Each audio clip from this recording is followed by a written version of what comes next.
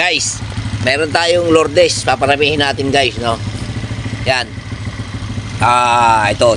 Ikuha na natin. Ito, mga bagong tanim na ito guys, no? Ito.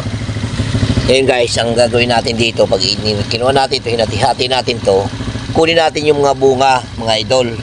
Ito, ikuha natin to, ikukuhan.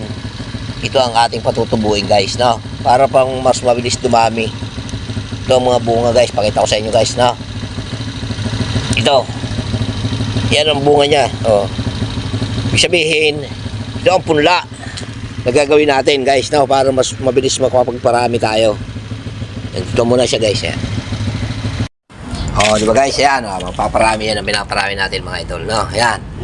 Ito ang ating pinakapuging kuan. Siya muna ngayon kasi may gagawin kaming iba eh.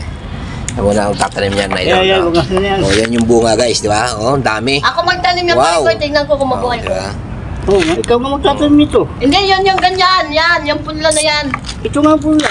Siya daw magtatanim guys, oh. Yan oh. Yan na, Ang dalaga namin sa parke guys yan. Yan ang totoong dalaga mga idol. No?